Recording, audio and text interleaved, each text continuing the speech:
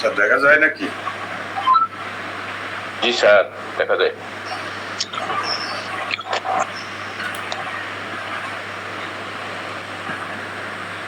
আমরা স্কোপটা পড়ে আসছিলাম আগে, আমাদের ওখানে 21টা পয়েন্ট ছিল, তবে স্কোপ হলো তার কি কি সুবিধা আছে, উপযোগিতা, লিমিটেশন মানে কিছু সীমাবদ্ধতা আছে। সীমাবদ্ধতা স্কোপের তুলনায় সীমাবদ্ধতা খুবই কম ম্যাটেরিয়াল মেডিকেল ক্ষেত্রে। আমরা স্কোপগুলো গত ক্লাসে আলোচনা করেছি, আজকে লিমিটেশন গুলো আমরা আলোচনা করব। তো আজকে limitation of homeopathic material medical আমরা শুরু করছি। বিসমিল্লাহির রহমানির রহিম।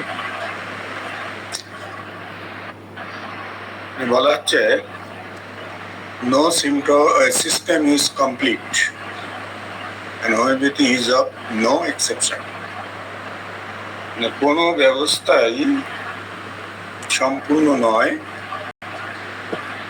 আর হোমিওপ্যাথি এর ব্যতিক্রম নয়, অর্থাৎ এখানেও কিছু অসম্পূর্ণতা রয়ে গেছে, সম্পূর্ণ নয় বলা হয়। As we have discussed utilities of homeopathic material medica, মানে আমরা আগে যে ক্লাসটিতে আলাপ করেছি সেটা আমরা স্কোপ গুলো বা ইউটিলিটিস গুলো আমরা আলোচনা করেছি। There are some limitations too. Mathematical উপযোগিতা নিয়ে আমরা আলোচনা করেছি, এখন আমরা সীমাবদ্ধতা নিয়ে আলোচনা করব। Number 1, no proving records of pathological changes. কি বলছে এখানে? যে প্যাথোলজিক্যাল পরিবর্তনের কোনো প্রমাণিত রেকর্ড নাই আমাদের ম্যাটেরিয়াল মেডিকেল। ডিউরিং ড্রাগ প্রুভিংয়ের সময় the drugs were withdrawn before any pathological or organic change took place. কোনো রোগগত বা জৈব পরিবর্তন ঘটার আগে ওষুধগুলি প্রত্যাহার করা হয়েছে, মানে ততদিন কন্টিনিউ করা হয়নি।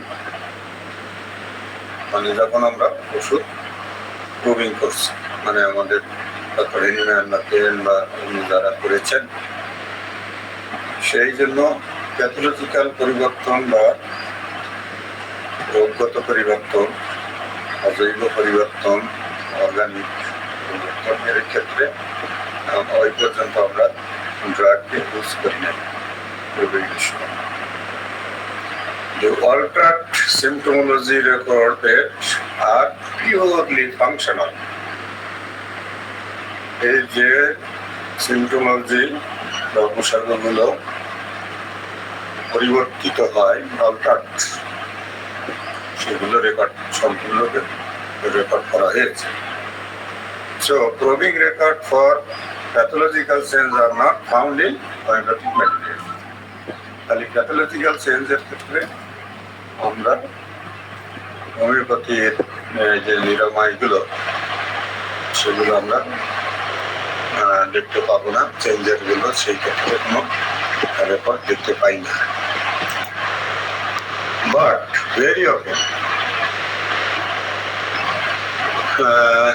অফেন প্রায়শই many homeopathic physicians from across the advanced pathological cases like irritable bowel syndrome, tumors, hemiplegia, etc., and get positive results of cure by homeopathic remedies. যদিও প্যাথোলজিক্যাল চেঞ্জের ক্ষেত্রে কোনো রেকর্ড নাই, তবু প্রায়শই দেখা যায় যে অনেক হোমিওপ্যাথি চিকিৎসা ইরিটেবল বাউল সিনড্রোম, যেটা টিউমার, হেমিপ্লেজিয়া ইত্যাদির মতো উন্নত প্যাথোলজিক্যাল ক্ষেত্রে তারা কি বলে সাফল্য অর্জন করে পজিটিভ রেজাল্ট পেয়েছে বা কিওর করতে সক্ষম হয়েছে। The pathological symptoms are collected from clinical practice after being cured or from poisoning cases only. Pathology লক্ষণগুলো নিরাময় হওয়ার পরে বা শুধুমাত্র বিষক্রিয়ার ক্ষেত্রে ক্লিনিক্যাল অনুশীলন থেকে সংগ্রহ করা হয়েছে। মানে যখন আমরা ক্লিনিক্যাল প্র্যাকটিস করা হিসেবে আমাদের যারা ওস্তাদ হয়ে গিয়েছেন, যারা আগে যারা প্র্যাকটিস করেছেন, তাদের যে ক্লিনিক্যাল যে অভিজ্ঞতা সেইখান থেকে তারা সংগ্রহ করে এখানে লিপিবদ্ধ করেছেন। No probing or dynamic drugs with an intention to get pathological symptoms. Pathological লক্ষণগুলো পাওয়ার অভিপ্রায়ে ডাইনামিক গতিশীল কোনো ওষুধের প্রমাণ নাই। এটাই আমরা একটা লিমিটেশন আমরা এখানে। 2 নম্বর হলো lack of symptoms proved on female. মহিলাদের উপরে প্রমাণিত লক্ষণগুলো মানে স্বল্পতা বা অভাব ছিল। Due to a smaller number of female volunteers at the time of enrollment, symptoms collected from female providers is comparatively less. অ্যানিম্যানের সময় মহিলা স্বেচ্ছাসেবকদের কম সংখ্যকের কারণে প্রবাদদের থেকে লক্ষণ সংগ্রহ তুলনামূলকভাবে কম। সেটি আরেকটা সীমাবদ্ধতা আছে। এখন তো অনেক আমাদের মহিলা প্রতি অনেক বেশি, কিন্তু প্রবিং এর সময় এদের সংখ্যা কম ছিল। স্যার শোনা যায় কি? জি স্যার, শোনা যায়, তবে আস্তে শোনা যায়। জি আপনার একটু স্বাধীন দেশে জোরে জোরে কথা বলবেন স্যার। স্বাধীন দেশে স্বাধীনভাবে কথা বলবেন। স্বাধীন এখনো তো ঠিক মতো অর্জন করতে পারিনি, এই জন্য ঝামেলা। আর হলো lack of reliability in proving, তার মানে নির্ভরযোগ্যতার অভাব প্রুভিং। কেন? many provers who voluntarily participated in homeopathic drug proving were non-medical person. Non-medical person হওয়ার কারণে তারা যে সমস্ত বিষয়গুলো সূক্ষ্মভাবে বলার দরকার, অনুভূতি হোক বা তার পরিবর্তন হোক, তার মানসিক বা শারীরিক, সেগুলো সঠিকভাবে বলতে পারেন নাই এবং সেই কারণে সেগুলো সঠিকভাবে লিপিবদ্ধ করা যায় নাই। So sometimes it is possible that important symptoms may get neglected by provers unknowingly. এগুলো হচ্ছে তাই কখনো কখনো এটা গুরুত্বপূর্ণ কোনো সিমটম যারা প্রভাব ছিল তাদের দ্বারা উপকৃত হতে পারে, কারণ তারা নন মেডিকেল পার্সন ছিল অধিকাংশ। তবে নিজেদের দেহে আমাদের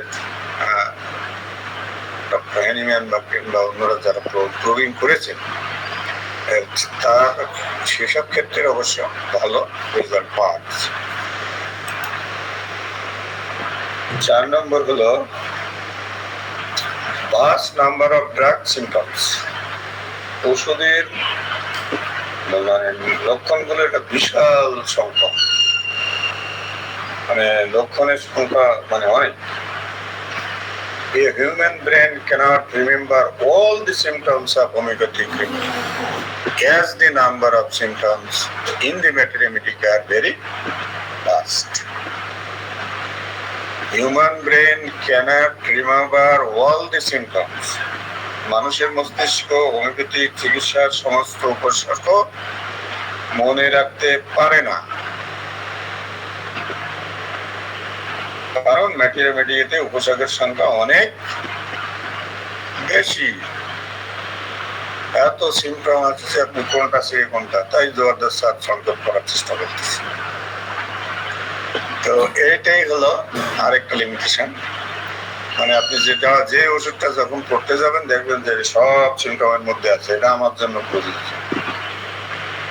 কিন্তু আরেকটা পড়লে মনে হয় এটাও একই রকম মনে হয়। সব কিছু কিছু ক্ষেত্রে অবশ্য পার্থক্য আছে, সেই পার্থক্য সূত্রগুলো আমাদেরকে খুঁজে বের করতে হয়, আর মনে রাখা সম্ভব হয় না। সেই জন্য সংক্ষেপকরণ বা কম্পেয়ারিজম যেটা বলা হয়, তুলনামূলকভাবে স্টাডি করা হলো সুবিধা। ল্যাক অফ অবজেক্টিভ সিমটমস, এখন সাবজেক্টিভ আর অবজেক্টিভের মধ্যে একটু প্রয়াস আছে। সাবজেক্টিভ সিমটম আর অবজেক্টিভ সিমটমকে আমরা বলেছিলাম যেখানে সাবজেক্টিভ সিমটম বেশি, কিন্তু ল্যাক অফ আমরা সুবিধা হলো সাবজেক্টিভ সিমটম বেশি। সাবজেক্টিভ ইনফরমেশন ইজ দ্যাট যা রেকর্ড করা হয়েছে তার ফিলিং বা ওপিনিয়ন থেকে, আর অবজেক্টিভ সিমটম সেইগুলো যেগুলো হলো আপনার কি বলে ইয়ে করা হয়েছে, তাদের যে প্রমাণ রূপ ইত্যাদির মাধ্যমে যেগুলো করা হয় সেইগুলো হলো অবজেক্টিভ সিমটম। তাহলে homeopathic ম্যাটেরিয়ামেটিকা is filled with the subjective symptoms. Objective symptoms are those which can be perceived by others and the patient, such as pallor, তারপরে rapidness of pulse, etc.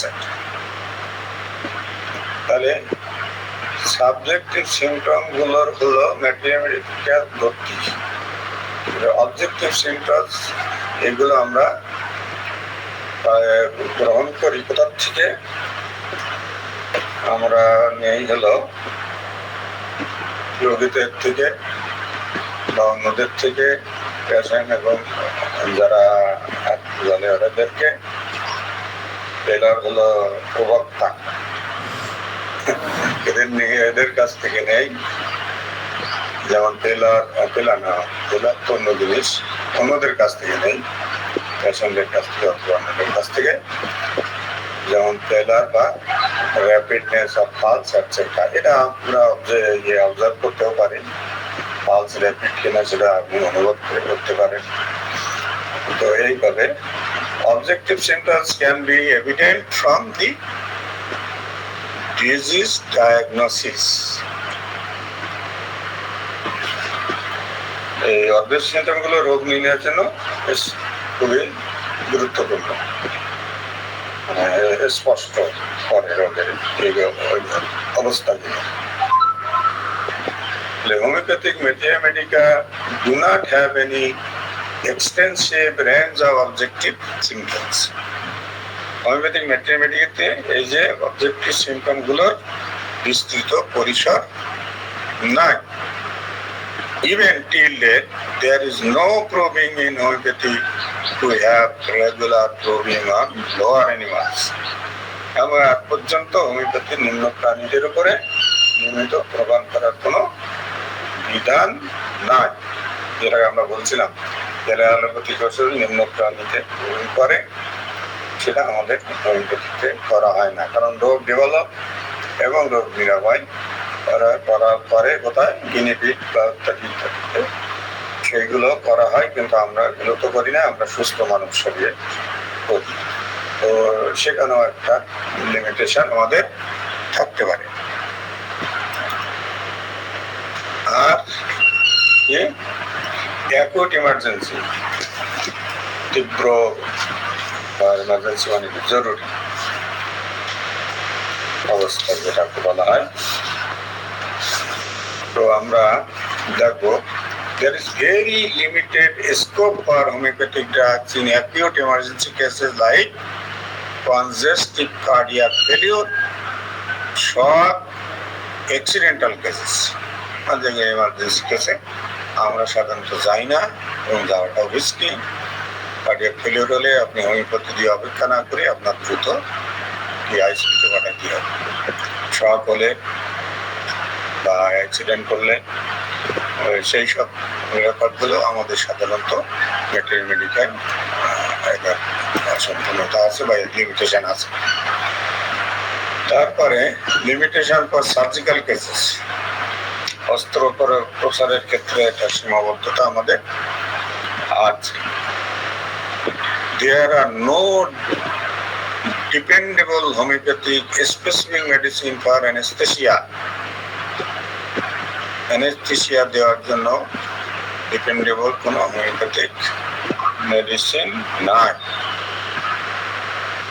আমি আউট হয়ে গেলাম, শোনা যাচ্ছে? না, আপনি আছেন তো, আচ্ছা, আমারও আছে। শব্দ হয় দিন Clear and loud. pre-operative or post-operative senses etc.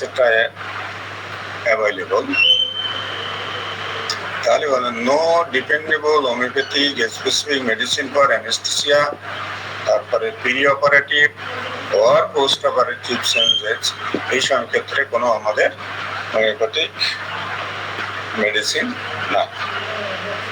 So, homeopathy has very little scope in the field of surgery, anesthesia, drug-induced abortion, etc. বোঝা গেল। এখন আমরা no complete homeopathic materia medica, সম্পূর্ণ ম্যাটেরিয়া মেডিকার হওয়া না, এক একটা একরকম। আপনি কোনো জায়গায় ডিটেলস পাবেন, কোনো জায়গায় পাবেন না, মানে সম্পূর্ণ না। There is no materia medica which we can claim to be complete and contains all the information. এমন কোনো ম্যাটেরিয়া মেডিকা নাই যেখান থেকে আমরা সম্পূর্ণ বলে দাবি করতে পারি এবং এতে সমস্ত তথ্য রয়েছে। তাহলে আমাদের অনেকগুলো এই জন্য পড়া লাগে। 9 নম্বর হলো sensation. Daily homeopathic drug proving sensation holds an important place. Homeopathic ঔষধ প্রমাণের সময় সেন্সেশন মানে কি? সংবেদন, সংবেদনশীলতা একটি গুরুত্বপূর্ণ স্থান রাখে। For example, sensation of pain is described using word like tearing, tingling, aching, boring, etc. এটা আপনারা তো জানেন।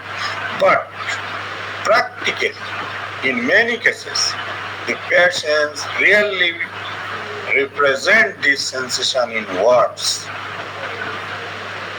আমাদের এই কথাগুলো ম্যাটেরিয়া মেডিকেতে আছে যে টিয়ারিং পেন, টিংলিং পেন, অ্যাকিং pain, boring pain, stitching pain, কিন্তু পেশেন্টরা প্র্যাকটিক্যালি এই ধরনের কোনো পেনের কথা বলতে পারে না।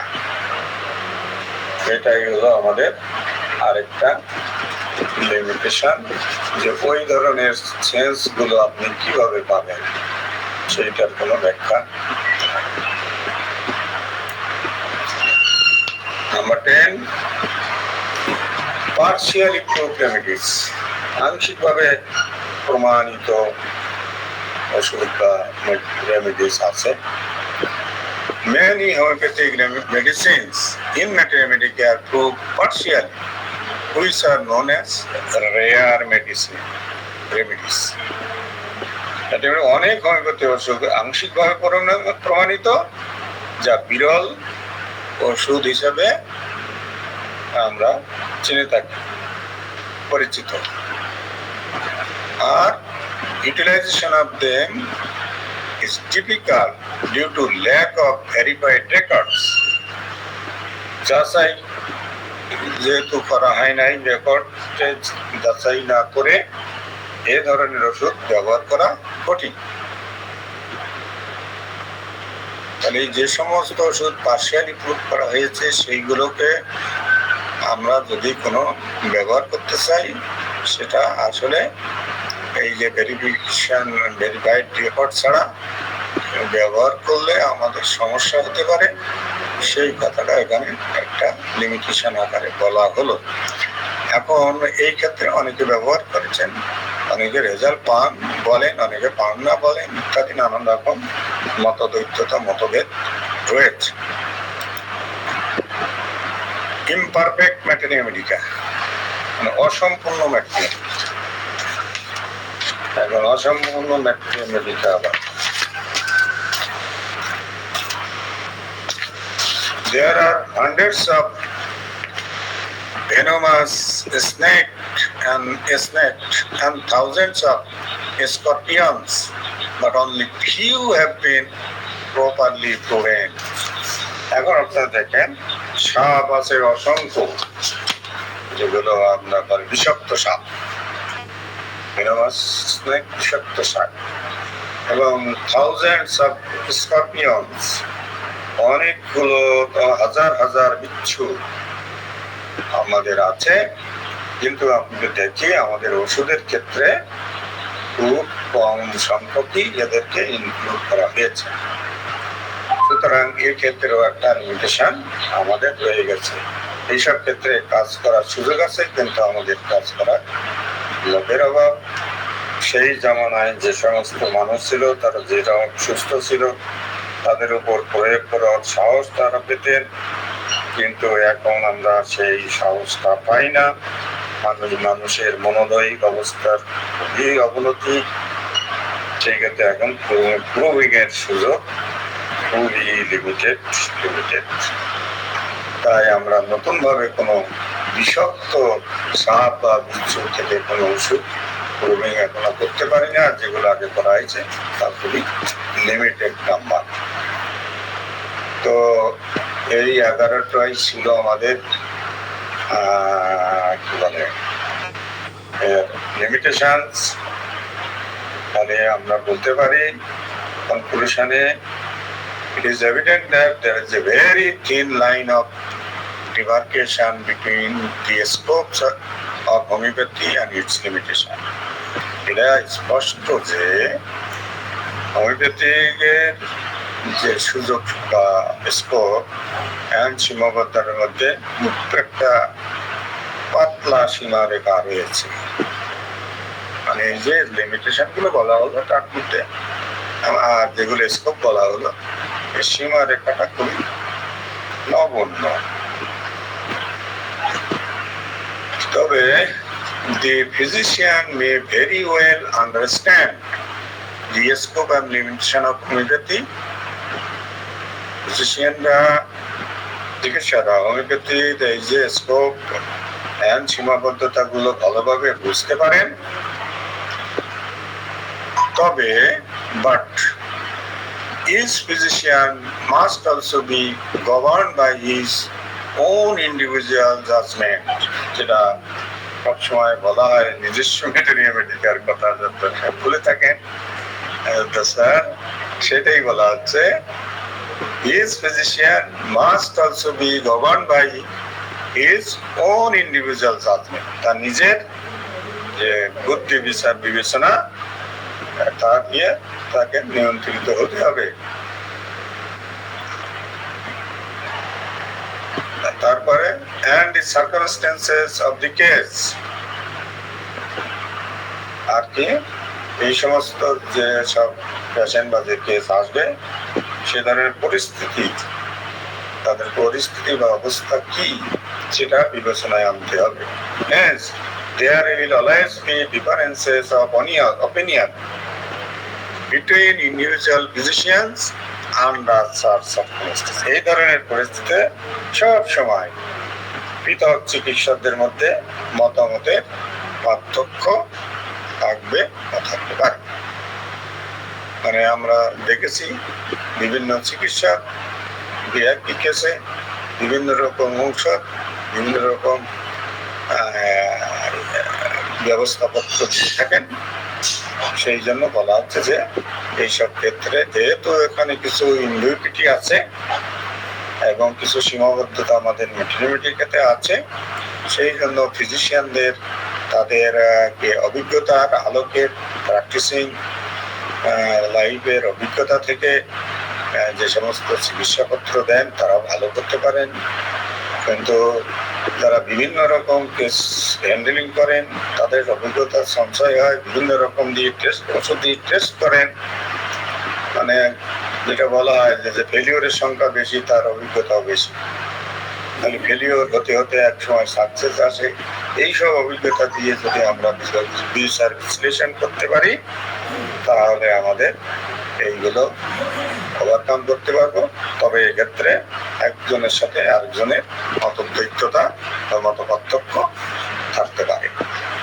This is all about our scope and limitation of homeopathic drug. Thank you very much, জাযাকাল্লাহ খাইর। স্যার এখন আপনার কাছে 2 মিনিটের একটা উত্তরটা আশা করতেছি, তারপর আমরা আলোচনায় যাব ইনশাল্লাহ। আলোচনার বিষয় আছে, আমরা 2-3 জনের কাছে আলোচনা শুনবো specific, that maybe Abul Kasem sir, Tamanna Shahin ma'am এবং আমাদের লেখেসিস রানী ম্যাডাম।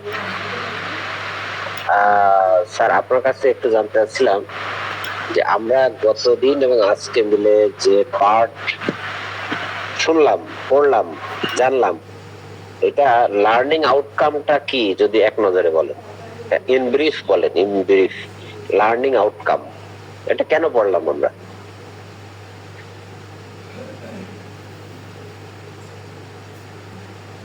জি আব্দুল মান্নান স্যার।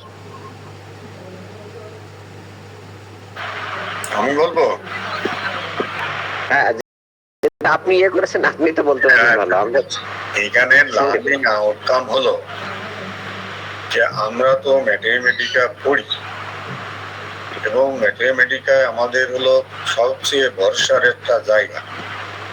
আপনি যেভাবেই ল্যাবরেটরিজ করেন, যাই করেন, প্র্যাকটিস অফ মেডিসিনের বই দেখেন, কিন্তু আমরা সিমটমের টোটালিটি নিয়ে ম্যাথমেটিকার সাহায্যে আমরা কিন্তু চিকিৎসা করে থাকি। তাই সেই ক্ষেত্রে আমাদের ম্যাথমেটিকার যে সীমাবদ্ধতা বা স্কোপ আছে সেগুলো আমাদের অনুধাবন করতে হবে, মনে রাখতে হবে, এবং আমরা যখন ওষুধ সিলেকশন করব তখন এইখানে হয়তো কোনো লিমিটেশন পাওয়া যেতে পারে। সেই লিমিটেশনগুলোকে ওভারকাম করার সিস্টেমটাকে আমরা যাতে ডেভেলপ করতে পারি, অথবা নিজেরা এই যে লিমিটেশনগুলো কীভাবে ওভারকাম করা যায়, স্কোপ তো অনেক আছে যেগুলো আমরা বলেছি।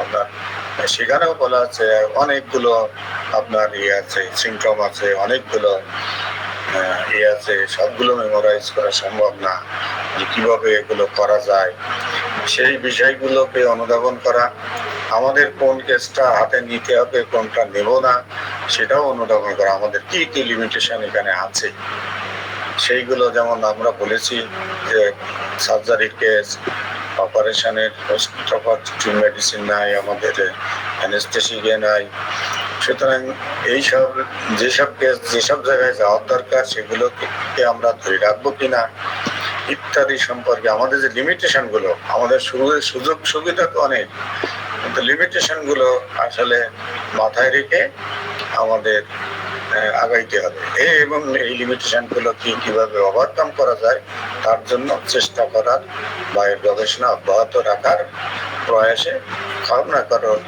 অগ্রসর হতে হবে। এখানে মানে এই নিয়ে নাটশেল এটাই হলো এর আউটকাম।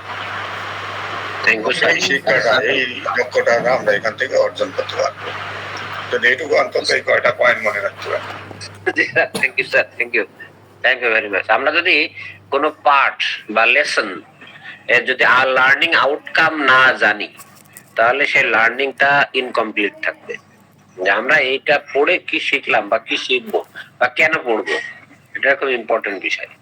জি, এই জায়গাটা একটা পয়েন্ট শিক্ষা education system learning outcome based learning এখন চালু হয়ে গেছে। জি স্যার, আপনার আউটকাম গুলো আগে মাথায় রাখতে হবে, তারপর সেই অনুসারে আপনার লার্নিং প্ল্যানটা করতে হবে।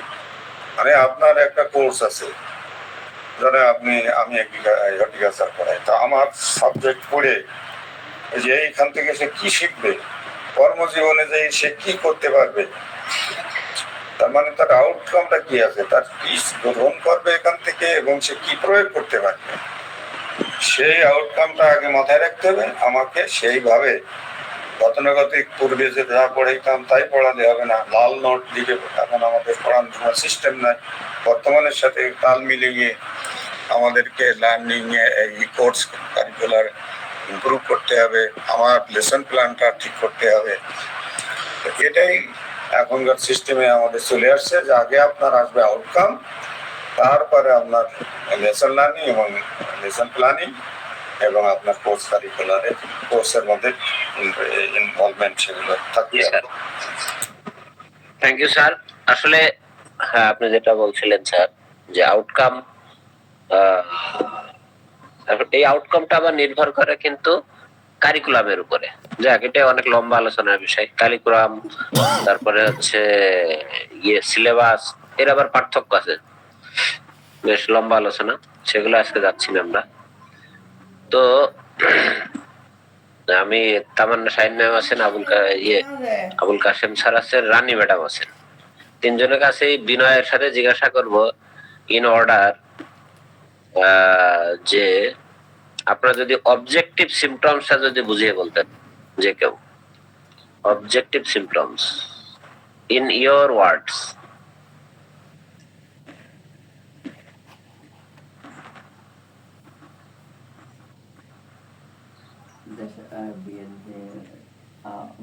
রানী ম্যাডাম রুটি বানাচ্ছে, তামান্না শাহিন ম্যাডাম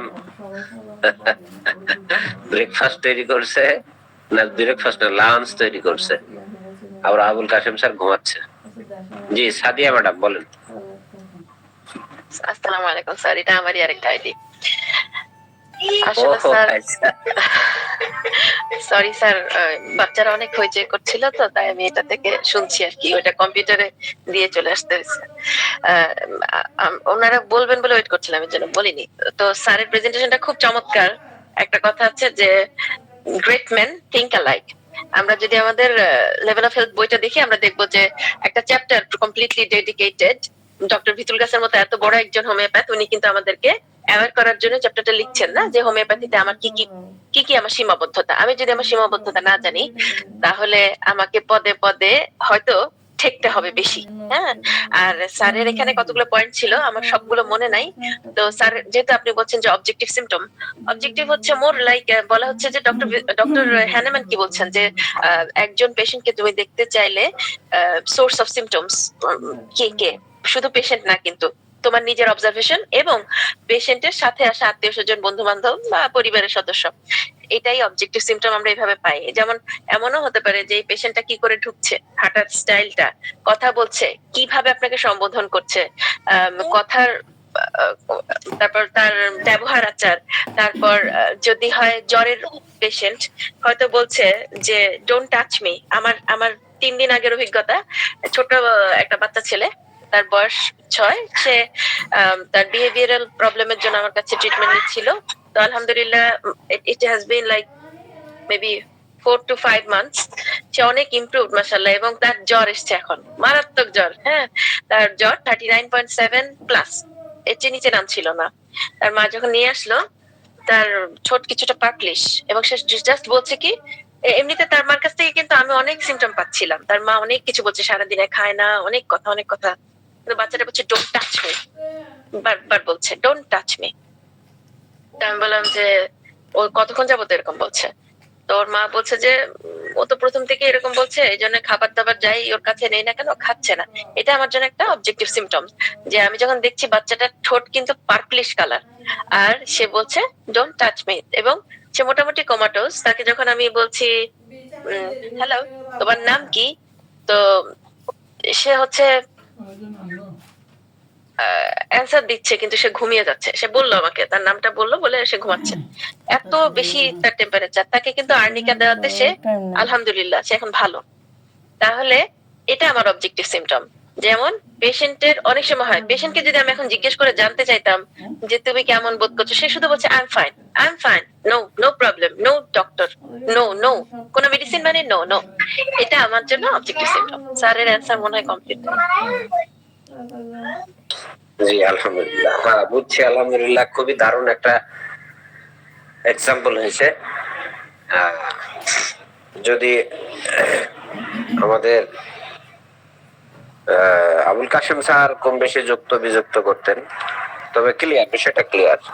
এখন আপনারা যারা সোফা মানে এখনো পর্যন্ত বিষয়টা নট ক্লিয়ার, এরকম থাকলে বলেন, আর উদাহরণ সহকারে বোঝানো হবে ইনশাআল্লাহ। বাদ যাবে না একটা শিশু।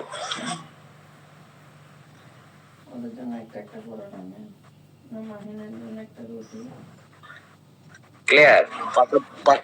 পাশাপাশি স্যার আমরা পালসের কি অবস্থা, প্রেসারের কি অবস্থা এগুলো বুঝতে পারি অবজারভেশন থেকে, এটা অ্যাড করতে পারি আমরা। Heart, lung. জি স্যার ক্লিয়ার করেন প্লিজ। আমি বলতেছি যে অবজারভেশনের ক্ষেত্রে আমরা পেশেন্টের পালস কিরকম অবস্থা, প্রেসারের কি অবস্থা, হার্ট লাং এর কি অবস্থা, এগুলো আমরা এর মধ্যে অ্যাড করতে পারি, এটা বুঝতে পারি আমরা।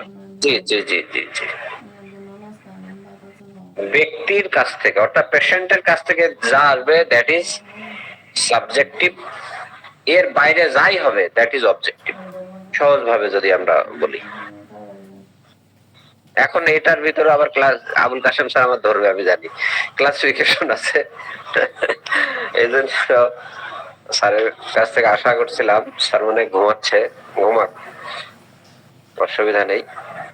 বিশ্বনাথ স্যার যদি কিছু বলতেন, আমাদের Biswanath Dutta sir, honourable Biswanath sir from India.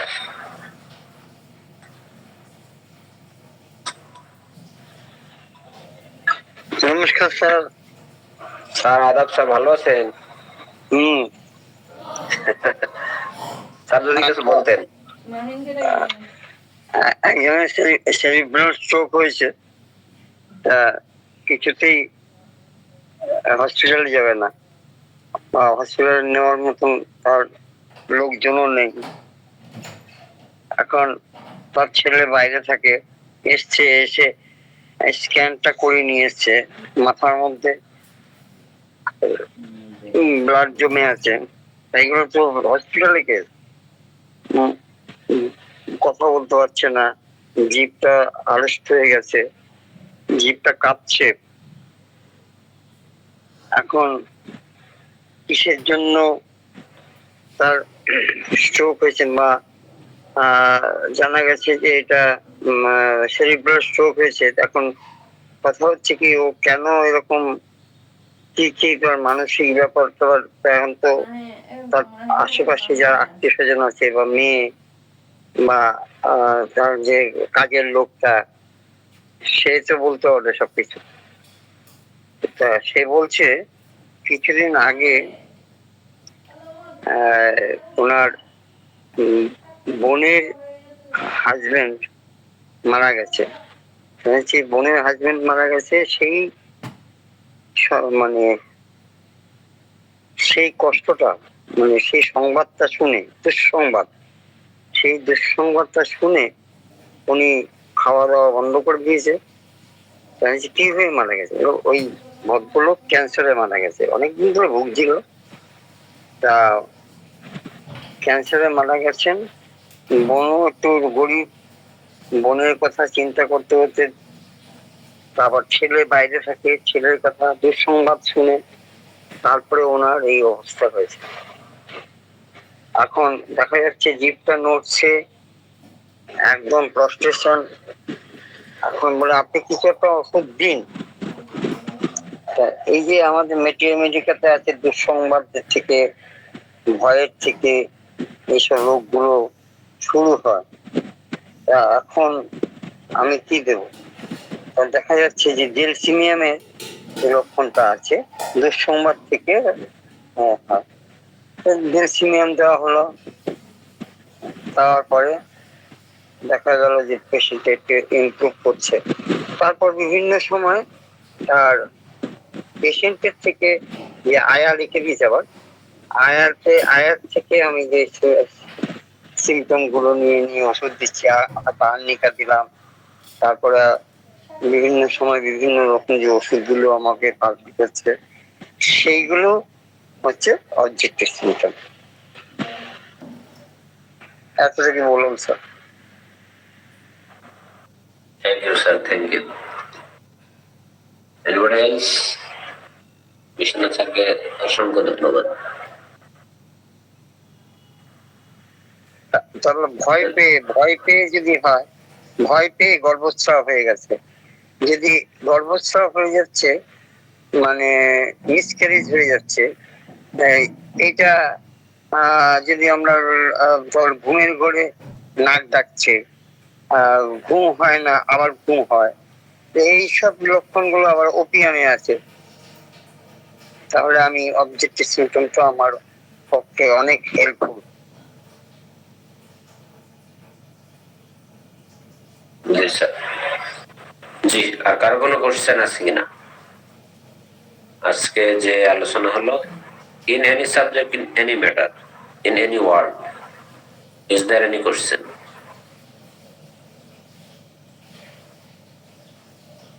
জি সাথে ম্যাডাম বলেন।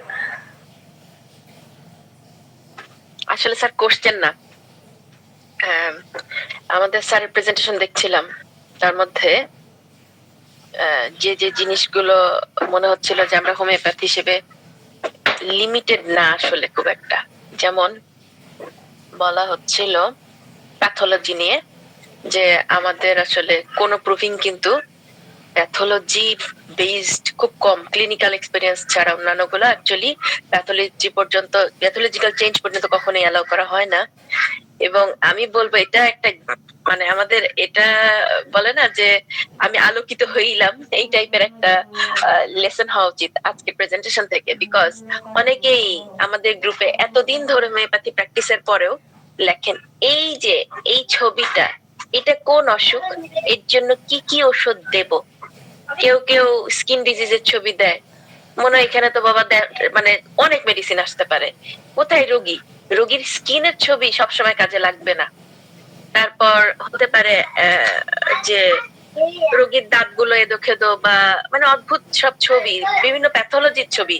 অফেন টাইমস আমি দেখি যে আমরা খুবই অ্যাংশাস কারণ এই রোগীটার এই প্যাথোলজি।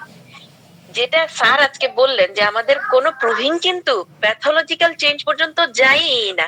ম্যাক্সিমাম যে সমস্ত ক্লিনিক্যাল ড্রাগ পিকচার আমরা পড়ি সেগুলো আমাদেরকে অনেক হেল্প করে সত্যি, কিন্তু আপনি যদি ভালোভাবে খেয়াল করেন তাহলে আমাদের বেসিকটা হলো পেশেন্টটা, not the pathology. Pathological knowledge you have to have, you are going to learn, কিন্তু অনেক সময় ওইটা আপনার উপেক্ষাই করতে হবে। আপনি রোগীকে দেখুন, সবকিছু বাদ দেন, রোগীকে দেখে আপনি ঔষধ দিয়ে অ্যামেজিং রেজাল্ট পাবেন। এটা এক নাম্বার। দুই নাম্বার স্যার একটা বলছিলেন যে আমাদের ম্যাটেরিয়া মেডিকাল ডিফারেন্সেস এবং ইনকমপ্লিটনেস, এটা হচ্ছে আমাদের সবচেয়ে বড় স্ট্রাগল। এবং আরো বড় স্ট্রাগল হচ্ছে আমাদের কিছু নোটবুক, কিছু গাইড বুক। এটা আমাদের ডক্টর ভিতুলকাস বলছেন যে কিছু রাইটার ওনারা ব্রায়োনিয়াকে লিখতে লিখতে রাস্টাস বানিয়ে ফেলছেন, রাস্টাসকে লিখতে লিখতে ইউপাটোরিয়ামকে লিখতে লিখতে হয়তো ব্রায়োনিয়া, উনোস। দেখবেন যে কিছু কিছু নোটস এত বেশি যে এখান থেকে একজনকে আরেকজনের থেকে আলাদা করার মতন অবস্থা আমরা হারিয়ে ফেলছি। সমস্যাটা এখানে। তো আমরা ম্যাটেরিয়াল মেডিকে কিভাবে পড়বো, কিভাবে ডিস্টিংগুইশ করব, এটা খুব ইম্পর্টেন্ট। এবং ইনশাআল্লাহ সময় যখন পাওয়া যাবে, যখনই টার্ম ব্রেক থাকবে, চেষ্টা করব যে দুই একটা ম্যাটেরিয়াল মেডিকাল হয়তো নিয়ে কথা বলার, যে আমরা কিভাবে স্যারের কাছ থেকে শিখেছি। এটা আসলে আমাদের জন্য হেল্পফুল হবে। এবং আমাদের ক্লাসে স্যার যখন একটা কেস প্রেজেন্ট করেন, কিছু লজিক দিয়ে শেখানো হয়, হ্যাঁ, যে আমি কিভাবে আসবো টু দ্য এন্ড। এবং আপনারা খেয়াল করবেন যে ক্লাসে যদি 40 জন ট্রেন্ড থাকেন from Dr. Vitulkas, at least 30+ people will get the same prescription. তার মানে নিশ্চয়ই এমন সার্টেন কিছু রুল অ্যাকচুয়ালি আছে যেটা আমাদেরকে রাইট পথে নিতে সক্ষম। আচ্ছা, হয়তো আমরা সেটা এখনো ওয়াইডলি জানি না। হ্যাঁ, আরেকটা হচ্ছে লোয়ার অ্যানিমালসে প্রুভিং হয় না। এটা আমাদের জন্য কোনো লিমিটেশন না স্যার, বিকজ এটা আমাদের গ্রেটনেস অফ হোমিওপ্যাথি। বিকজ আমরা মানুষের শরীরে প্রুভ প্রুভেন মেডিসিনটাই মানুষের শরীরে অ্যাপ্লাই করি। আর যেখানে লোয়ার অ্যানিমালস এ যেগুলো প্রুভেন হয়ে আসে ওইসব ড্রাগস গুলো ইউজ করার কারণেই after a period of time human বডিতে অনেকগুলো সমস্যা দেখা দেয়। দেখেন খেয়াল করে, যে এটা আমার এখন এই মুহূর্তে আমার রাইটারের নেই মনে আসছে না, মোস্ট প্রবাবলি ডক্টর কেন, আই এম নট শিওর, কেউ জানলে প্লিজ জানাবেন। সেটা হলো একটা ঘোড়ার বাচ্চাকে যদি 1 কেজিও খাওয়ানো হয় কিছুই হবে না, মানব শিশুকে যদি 1 চামচও খাওয়ানো হয় বলা হচ্ছে কম বেশি সে মৃত্যুবরণ করবে, এতটাই এটা বিষাক্ত মানুষের জন্য। তো আসলে লোয়ার অ্যানিমাল অনেক রকমের হার্ব খায় বা অনেক কিছুই তার জন্য হয়তো বিষাক্ত না, যেমন এরকম দেখেন যে সাপে কাটলে হয়তো ওই অ্যানিমালে কিচ্ছু হচ্ছে না, মানুষ হয়তো কয়েক সেকেন্ড টিকবে কি মিনিটস। হ্যাঁ, তো আমার জন্য আমার মেডিসিনটা আমার শরীরেই প্রুফ হওয়াটাই আসলে কি যুক্তিযুক্ত আসলে। হ্যাঁ, এটা আমার কাছে মনে হলো যে এটা হয়তো আমাদের জন্য লিমিটেশন না। আরেকটা হলো ইমার্জেন্সি কেস। আমি বলবো যে অবশ্যই সার্জিক্যাল কেস আমাদেরকে ছাড়তে হবে, আমরা কখনোই সার্জিক্যাল কেসের জন্য কিছু করতে সক্ষম না যেটা পিওরলি সার্জিক্যাল। এখন এটা আসলে সার্জিক্যাল কিনা সেটাও একটা বোঝার ব্যাপার। আর একটা যেটা স্যার শক এবং অন্যান্য injury except from surgical cases, homeopathy actually treat করে ফাস্টার এন্ড ইভেন বেটার। আমার অ্যামেজিং কেস বলি, ওনার যিনি আমার রোগী তার ছেলে, উনি হচ্ছে ইউএসএ তে, উনি চাইল্ড স্পেশালিস্ট এবং বহুদিনের ডাক্তার। তো উনি ওনার মায়ের কেস দেখে আমাকে বলছিলেন যে could you please treat me, I want to see. উনি বাংলাদেশী, উনি বলছেন ওনার মা আসলে বোন ক্যান্সার, তো ওটা এত বেশি ছড়িয়ে পড়েছে যে এটা খুব পেইনফুল, খুব বেশি পেইনফুল ছিল। আমি যখন ওনার সাথে কথা বলছি প্রথম দিন, ওনার কোনো এক্সপ্রেশন নাই। আমার মনে আছে যে ওনার কেস যখন আমি ফাইল করি, আমি কেসের নেম দিছিলাম 0। হ্যাঁ, আমি জাস্ট অনেকগুলো 0 টাইপ করছিলাম যে এই কেসে আমি কিছুই করতে পারবো না, এবং আমি তাদেরকে বলে দিছিলাম যে দেখেন আল্লাহ আল্লাহ করেন, ওনারা খুবই পরহেজগার ফ্যামিলি। বলছিলাম যে উনি হয়তো একটু যদি উপশম হন আমি এটার চেষ্টা করব। সুবহানাল্লাহ, আজকে বেশ বেশ কিছুদিন হয়ে গেছে, বেশ কয়েক সপ্তাহ হয়ে গেছে উনি যেখানে বেডে শায়িত ছিলেন, এখন উনি ওনার বেড থেকে টেবিল পর্যন্ত এবং টেবিলের গিয়ে একটু রেস্ট নিয়ে টয়লেট পর্যন্ত একা যেতে পারছেন। উনি কিন্তু বোন ক্যান্সারের পেশেন্ট এবং সেভারাল প্লেসেস ওনার হচ্ছে সমস্যা হয়ে গেছে বোনে। তো ওনাকে আমি কেস নিয়ে নাইট্রিক অ্যাসিড দিয়েছিলাম। প্রথম রেমেডি ছিল হচ্ছে ওনার সিফিলিনাম, তারপর নাইট্রিক অ্যাসিড। এবং ওনার যে চেঞ্জটা সেটা অ্যামেজিং। যেটা আমি কিছুদিন আগে ওনার সাথে কথা বলছি, এর মধ্যে আমার কথা হয়নি 2 সপ্তাহের মতো। উনি হাসছেন, উনি কথা বলছেন এবং উনি আমাকে হেসে সম্বোধন করে বলছেন যে আম্মু তুমি তো অনেক চেষ্টা করছো কিন্তু মনে হয় আমাকে ঠেকানো যাবে না। তো আমি বললাম যে আন্টি আপনি যে আমার সাথে এত সুন্দর করে হেসে কথা বলছেন, আপনার যে ইমোশনাল চেঞ্জ, এটা আমার জন্য যে মানে কত বড় প্রাপ্তি, যে আলহামদুলিল্লাহ that's a very good progress. ওনার ছেলে বাংলাদেশে এসে তার জন্য অনেক রকমের ওপিওয়েডের ব্যবস্থা করে অনেক চেষ্টা করছিলেন, এবং ওনার ছেলে কাঁদছিলেন যে আম্মুর যে রিপোর্ট আমি দেখতে পাচ্ছি she should be in so much pain, কিন্তু আমি যেটা মনে করি আমার মা মনে হয় চেপে রাখছেন।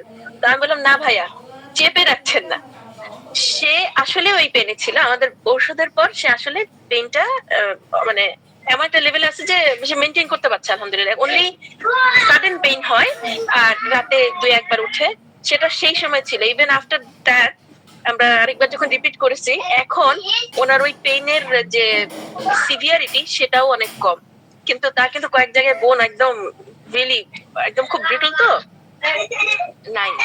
তো আমি বলবো যে স্যার আসলে আমরা আলহামদুলিল্লাহ মোর দেন দ্যাট আর কি অপারেটিভ কেস না হলে আমরা করতে পারি। আর আরেকটা যেটা স্যার বলছেন যে সার্জারির ক্ষেত্রে পোস্ট অপারেটিভ না প্রি অপারেটিভ, আচ্ছা প্রি অপারেটিভ এর ক্ষেত্রে আমার একটা কথা আছে, সেটা হচ্ছে ডক্টর কেন্ট ক্লিয়ারলি স্টেটেড যে যদি একটা কোনো প্যাথোলজি এরকম ডেভেলপ হয় যেটা তোমাকে রিমুভ করতে হবে by surgery, you should always give the proper homeopathic treatment before you remove it, otherwise ওই ডিজিজটা সমস্ত বডিতে ছড়িয়ে পড়বে। তার মানে অবশ্যই পোস্ট অপারেটিভ প্রি অপারেটিভ আমাদের কিছু করার থাকেই। হ্যাঁ, আর যেটা পোস্ট অপারেটিভ, আমি বলবো পোস্ট অপারেটিভ ট্রিটমেন্টের জন্য আমরা আফটার অপারেশন অবশ্যই দিই এবং দিতে পারি, কিন্তু বিফোর অপারেশন পোস্ট অপারেটিভ পিকচারে আমরা নাই, যেহেতু হোমিওপ্যাথি হচ্ছে like cures like, there is no like picture, so we can not give you a medicine beforehand. যারা এটা দেন, আমি এটার আমাদের আমাদের ডক্টর জিফির কাছে এটাকে সব মানে উনি সাপোর্ট করেন না এবং আসলে লজিক্যাল না, হোমিওপ্যাথির সংজ্ঞা অনুসারেই লজিক্যাল না। আর স্যার অ্যানেস্থেসিয়া, আসলেই তো অ্যানেস্থেসিয়া তো আসলে হোমিওপ্যাথির পক্ষে দেওয়া সম্ভব না। স্যারকে অনেক অনেক ধন্যবাদ, এটা বলার ছিল।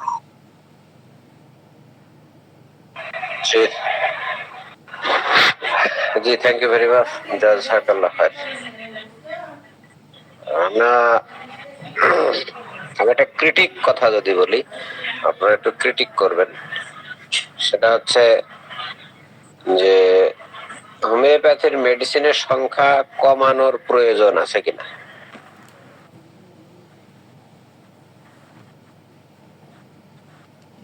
আমি বোঝাতে পারছি কিনা? যে মেডিসিন গুলো এখন আর প্রোডাকশন নেই, যে মেডিসিন গুলো এখন পাওয়াই যায় না, তারপরে কিছু মেডিসিন আছে একটার সাথে আর একটা 99% মিল। এটা হলে মেডিসিনের সংখ্যা যখন কমবে আমাদের কিন্তু কনফিডেন্স বাড়বে। কিন্তু এটা কাজটা অত্যন্ত জটিল একটা কাজ। এই কাজ করার মতো ওই ভিদুল কাজ স্যারের যে গ্রুপ, এই ছাড়া বা পৃথিবীতে এখন আর কেউ নেই। আপনারা কি মনে করেন? Correct sir, correct. এবং তখন আয়ত্ত করা একটু সহজ হবে স্যার, কারণ এতটা এখানে একটা কথা আছে, জি এখানে একটা কথা আছে যে আমরা কিন্তু বেসিক্যালি ওই 7,000 7,500 মেডিসিন ইউজ করি না। হ্যাঁ, আরেকটা যেটা স্যার স্যারের ওখানে ছিল, ইনকমপ্লিট অনেক মেডিসিন আসলেই আছে, কিন্তু ওগুলো ক্লিনিক্যাল সাইড আছে, কিছু আছে যে ক্লিনিক্যালি প্রুভেন এবং পার্টিকুলার কেসে আসে অনলি, এবং এটার জন্য আপনার কাছে রেপার্টরি যথেষ্ট আর কি হেল্পফুল। আর এটার যে সাইজ কমাবেন স্যার, এই যে অ্যাভেলেবিলিটির ব্যাপারটা, এটাতে আমার খুবই কনফিউশন আছে, কারণ আমরা এখানে অনেক মেডিসিন পাই, তারপরে হিলিওসে অনেক মেডিসিন অ্যাভেলেবল যেগুলো আসলে বাংলাদেশে অ্যাভেলেবল না। বাংলাদেশে অনেক কমন মেডিসিন নাই, ল্যাক্টোডেক্টাস ম্যাকটেন্স ছিল না। যখন আমি শুনলাম আমাদের মুসিদ স্যারের কাছে আমি পোস্ট করছিলাম, তো আমি বললাম স্যার আসলে এত কমন এত ইম্পর্টেন্ট একটা মেডিসিন কি করে না থাকে। তো আসলে অ্যাভেলেবিলিটিটা স্যার আমাদের যারা আমদানি করেন ঔষধ, ওনাদের সাথে আপনাদের মোর কি কন্ট্যাক্ট করতে হবে। আর 99% বা 90% মিলওয়ালা যে সমস্ত মেডিসিন, এগুলো স্যার আসলে স্যার যেমন আমি একটা কথা বলি স্যার, যত সিমিলার মেডিসিন আছে স্যার, যেমন যতগুলো ইনিমিক্যাল মেডিসিন আছে স্যার আমাদের ভেটেরিনারি মেডিকেল ম্যাক্সিমাম কিন্তু আসলে ওই রকমই খুব মিল। যেমন আপনি ফসফরাসের সাথে ন্যাট্রামিউর, ইগনেশিয়ার সাথে নাস ভমিকা,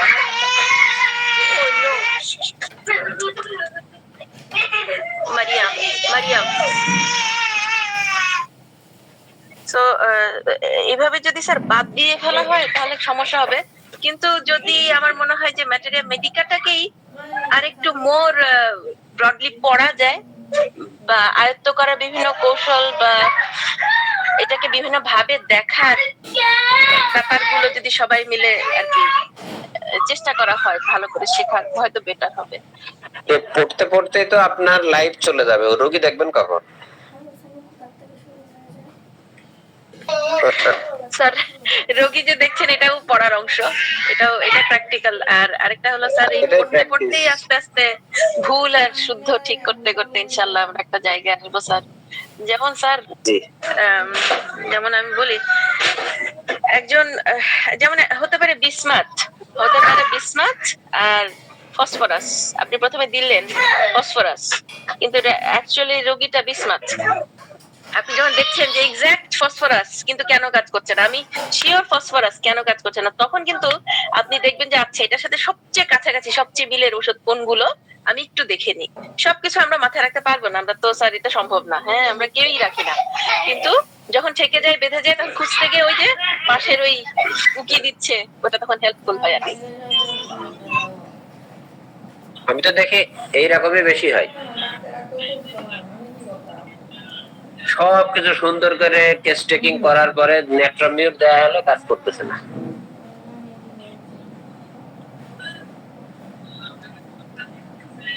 ঠিক আছে, তো আর ফসফরাসে কাজ করাতে তো আমার সবচেয়ে এই প্র্যাকটিসের ফেইলার মেডিসিন ফসফরাস। এটা ফসফরাস দিয়ে আমি ফেল করি সবচেয়ে বেশি, এই মেডিসিনটা আমি বুঝি না, তাই মনে হয়। এটা একটা বড় বড় কারণ স্যার, আপনি যেটা বললেন। আমি আমার নিজের দেখেছি, আমি ম্যাটেরিয়াল মেডিকেলে কিছু কিছু মেডিসিন এখনো পর্যন্ত, আমি তো খুবই নতুন স্যার, এবং আমার কাছে যেটা মনে হচ্ছে এটা আমি আসলে বুঝতে পারছি না। আমি অনেকবার পড়ছি, বিভিন্ন রাইটারের বই পড়ছি, আমি তারপরও পাচ্ছি না। অনেক সময় দেখা যায় যে কোনো একজন স্যার একটা লেকচার দিচ্ছেন, তখন আমি বুঝতে পারলাম যে আচ্ছা এখানে ডিফারেন্স। তো ওই জন্য স্যার আমাদের এই ক্লাসগুলো যে মিস করি, আসলে খুব মিস হয়ে যায়। আসতে পারলে আলহামদুলিল্লাহ, শিখতে শিখতে হয়ে যাবে স্যার। জি স্যার, আর টোটাল 8,661টা ওষুধ আছে। ও আর বলেন না স্যার, শুনলে মাথা ঘুরবে। 6,000 পার্সিয়ালি আর কমপ্লিটলি প্রুভেন, আর বাকিটা হলো কি বলে আনপ্রুভড। স্যার এখানে স্যার নাম্বারটা অনেক বেশি। আপনারা হিলিওসের যে স্যার লিস্ট আছে, একটু শুধু দেখবেন, আপনি বুঝতে পারবেন যে হ্যাঁ নাম্বার অনেক বেশি ঠিকই, কিন্তু আসলে কি এগুলো সবগুলো মেডিসিন হওয়ার যোগ্য? এটাও কিন্তু একটা গুড কোশ্চেন। আমাদের ডক্টর ফিসুল কাজ কিন্তু এটার সাথে একমত না। অনেকগুলো মেডিসিন হচ্ছে এরকম যে এই মানুষটাকে কেন আমি এই মেডিসিনটা দিব, বিকজ তাকে দেখতে ওই অমুক বার্ড মনে হচ্ছে, তো ওই বার্ডের একটা পাখনা নিয়ে সেটাকে প্রুফ করে মেডিসিন বানানো আছে। তো সবকিছু স্যার আসলে হোমিওপ্যাথিক না। অ্যাকচুয়ালি যে হোমিওপ্যাথির যে দর্শন বা যে লেসন আমরা শিখছি, সবকিছু তা না। ওখানে 8,000 থাকুক স্যার, ইট ডাজন্ট ম্যাটার। আপনি ম্যাক্সিমাম স্যার ওই কমন মেডিসিন, ওই বেস মেডিসিন ওই 400-450, আর তার বাইরে যেগুলো আসে হঠাৎ ক্লিনিক্যালি বা কিছু, তখন সেটা খুব rare. Are not all cases, মানে ম্যাক্সিমাম কেস স্যার আপনি কিন্তু এই কনস্টিটিউশনাল পিকচারে এসে দিচ্ছেন। যেগুলো তার বাইরে যাচ্ছেন সেগুলো ওই 150-র বাইরের ওষুধ, আর সেগুলো স্যার ছোটখাটো ওষুধ, কিছু আপনার হয়তো থাকবে, কিছু থাকবে, এটা নিয়ে মানে ওয়ারিড হওয়ার কিছুই নাই। আর নতুন ওষুধ তৈরির কথা বলছিলেন স্যার, প্রুভিং এর কথা। আমাদের এখানে একজন ডক্টর আছেন, ডক্টর অ্যালেস্টার গ্রে। উনি ওনার একটা টিম এখানে অস্ট্রেলিয়ায় কাজ করছে, এবং অনেক বেশি বিষাক্ত মাকড়সা এবং সাপের উপরে বেশ কিছু এক্সেপশনাল মেডিসিন কিন্তু এনারা তৈরি করছেন, এবং প্রুভিং হয়েছে কতগুলো। তো হ্যাঁ, দেয়ার ইজ হোপ, যদি ইনশাল্লাহ কিছু ভালো মেডিসিন পাওয়া যায়। এখানকার জেলিফিশ খুব ডেঞ্জারাস একটা জেলিফিশের উপর কাজ হচ্ছে, কিছুদিন আগেও দেখলাম, এই আর কি। আর স্যার অতগুলো নাম্বার নিয়ে আমার মাথা ব্যথার দরকার নেই। আমার সামনে বসা মানুষটা ম্যাক্সিমাম স্যার আমাদের, যদি আমরা ডক্টর কেন্ট ভিভা এগুলো একটু ভালো মতো বুঝি, তাহলে আমরা হচ্ছে মেন্টাল ফিজিক্যাল মানে মোটামুটি ওভারঅল পিকচারটা আসতে পারবো। আর তাছাড়া ভালো করে পড়ার জন্য তো স্যার বইয়ের তো আসলে অভাব নাই। তবে বলবো যে যারা ভালো বোদ্ধা ছিলেন, যেমন ডানকান ভালো, তারপর ফ্যারিংটন খুবই ভালো ডিফারেন্সিয়াল ডায়াগনোসিসের ক্ষেত্রে, এই আর কি, পড়তে হবে।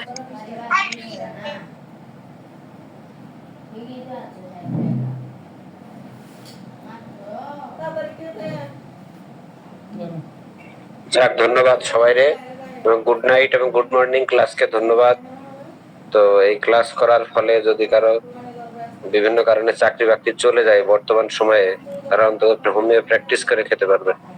কামরুল স্যার কি বলেন?